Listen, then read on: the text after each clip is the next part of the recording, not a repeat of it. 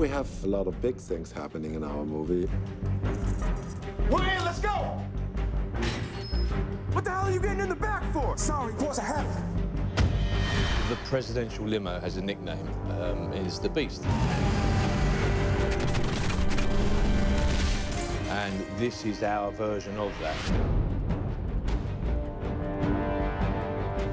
When we first undertook this, you look at photographs and you think it's a normal limousine. But as you start to figure out the actual size of it, the car is a true anomaly. It's brilliantly designed in that it looks like a limousine, but it is not. One of the reference pictures we had was a Secret Service agent standing on the back quarter of this Beast, and he looked like a really small guy. If I scaled the car based on the guy being at least 6 foot, it suddenly made the car ginormous. One of the things that's really brilliantly done about this vehicle from a design standpoint is from a distance, it doesn't look disproportional in any way. So the car was actually blown up in proportion. If you've got no reference in scale, it looks like a regular Cadillac. Very cleverly done. On the outside, it is the size of a large truck.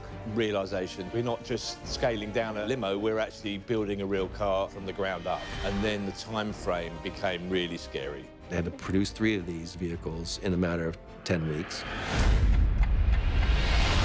When we first took on the project, obviously the first place to go for information would be the Secret Service. And we're told that as interesting as they found our project, they would be unable to provide us any information. We knew we had a big problem. We can only see it with pictures, and they had to start with a Cadillac Escalade front headlight and measure the entire car from it. Based on photographs, we took a 2009 Cadillac Escalade headlight and measured it. We were then able to scale a photograph and determine all the other dimensions of the vehicle. Clearly wasn't a stretch Cadillac that had been shortened. It was actually a much bigger car. The result was that everything on the vehicle had to be custom built.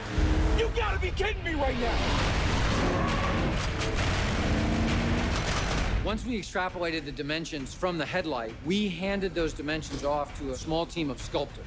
And those sculptors actually took a block of foam and hand sculpted the shape of this vehicle into that foam. That is then molded with gel coat and fiberglass, and the body comes out as one piece. We then place that body onto a tube frame. We used the frame of a 2005 Chevy Suburban to start with. We took the bodies off the vehicles, stretched the frame to get the right wheelbase, and manipulated the track to get the tires out to the 82-inch track that it has to have. It's a good foot wider than most cars. This wheel is 36 inches overall. That's the size of a semi-tire. From far away, it looks kind of normal, and then you walk up to it and realize the massiveness of it. I am 6 feet tall, exactly.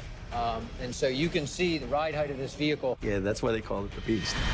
It's a mixture between a tank and a high-tech command center, if you will. Jackpot! I know you're into peace and all that. You gotta stick that thing out there and go to work. Damn right. The thing about the Beast is it's supposed to be the most secure car in the world. It's built to drive over anything that's in its way. Some people have referred to the presidential limousine as kind of a panic room on wheels. Oh my God, did you see that? Unbelievable.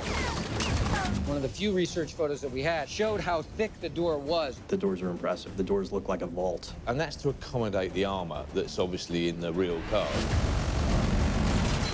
My best guess is that the real Beast probably weighs 30 to 40,000 pounds, assuming that it has full class 15 ballistic armor. It's gotta be impenetrable. Get your head down. Once that door closes, the occupants are pretty damn safe.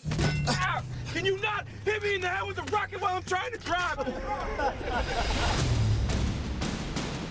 We were given some performance requirements. We had to beef a lot of things up, and one of the things that we made sure was good was the engine. It's a 490 horsepower motor. It's the same motor that you would find in a Suburban or an Escalade. It had to work, and it had to work well in a lot of different things. It had to have the ability to crash through a wall, sliding skids, and be able to off-road. We put that thing through its course, and it did its job.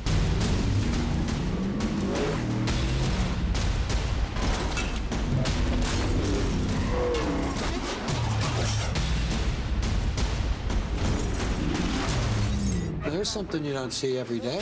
I think Roland's gonna have a lot of fun with some of the stuff. I wish I got to drive the Beast a little more than I did. It's pretty fun. I don't know who's going to get to drive the bullet-riddled one home at the end, if it's still drivable.